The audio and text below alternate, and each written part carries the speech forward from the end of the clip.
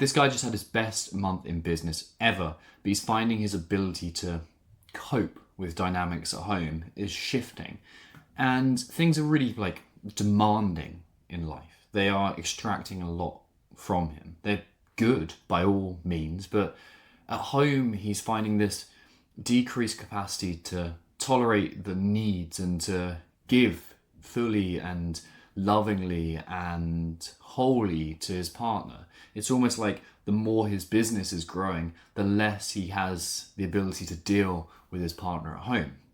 So his mind is like a tumble dryer, constantly overloaded, thoughts all over the place. And then when his partner offloads her stress onto him, it's like it adds to the speed of the tumble dryer, like it adds more items, and his partner's load feels like it becomes his load all of a sudden. It's his thing to manage.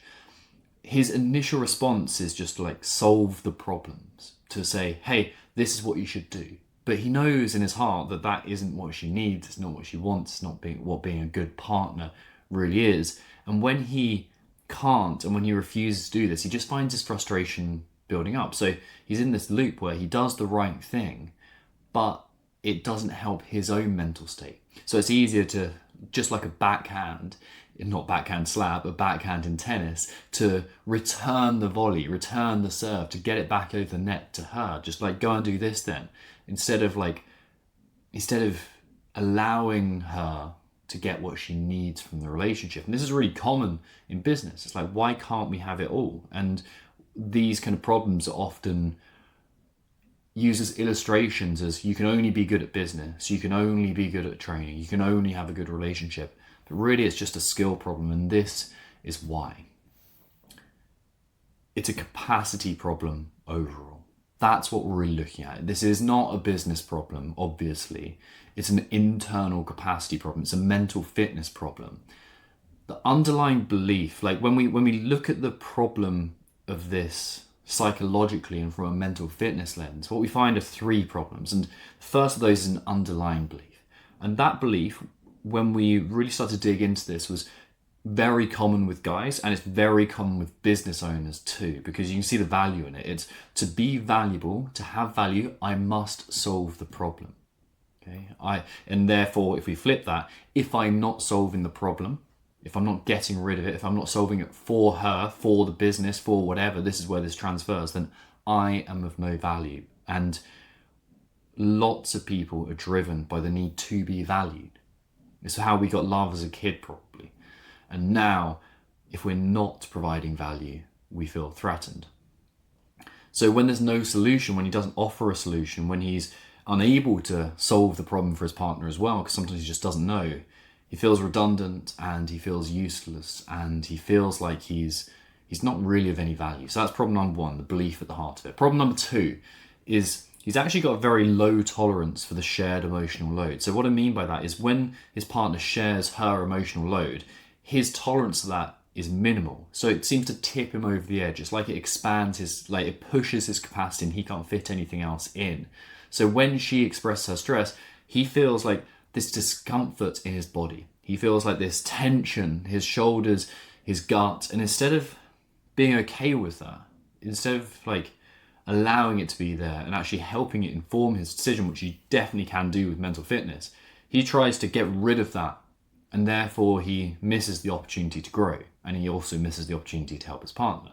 So it's not a business problem, like I said, it's emotional avoidance.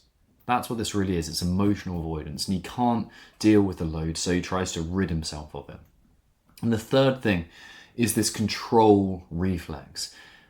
His problem solving is a way of reducing complexity. When I solve the problem, then the complexity of the situation is reduced, and that gives him back control. He feels safe, he feels structured, he knows what to do when he reduces the complexity, and therefore that reduces his internal discomfort. The thing is, this problem doesn't require him to be in control. It just requires him to be present, and it requires him to be able to listen actively. But this isn't an active listening thing. This is a how much discomfort can I tolerate? So what do we do about this? First step is obviously listening, understanding a bit better. And from that, I could make the belief explicit. And when I do that, when I help people understand what they actually believe, Now they've got something to work with. And this is exactly what happened with this guy. And that belief, like I said, was my value comes from problem solving. To be valuable, I need to solve people's problems. So the first thing we do is make that very explicit, and then we've got something to kind of manipulate with, or to work with, to work around. The second thing is we shifted how we saw value. We had gotten to understand, like, well, what does this need? Do you need to be a solver here, or do you need to be a reflector? Do you need to be an absorber? Do you just need to be passive? Do you need to be curious? What does your relationship need right now? Who do you need to be? And then we get in the end goal to look at, like, what does this next level of you look like? And by continually understanding what does your next level look like, that helps you aim for something in a conversation. And the third thing we did is we switched that discomfort from a feeling of something to avoid, like, I don't want to feel this discomfort, to a training stimulus.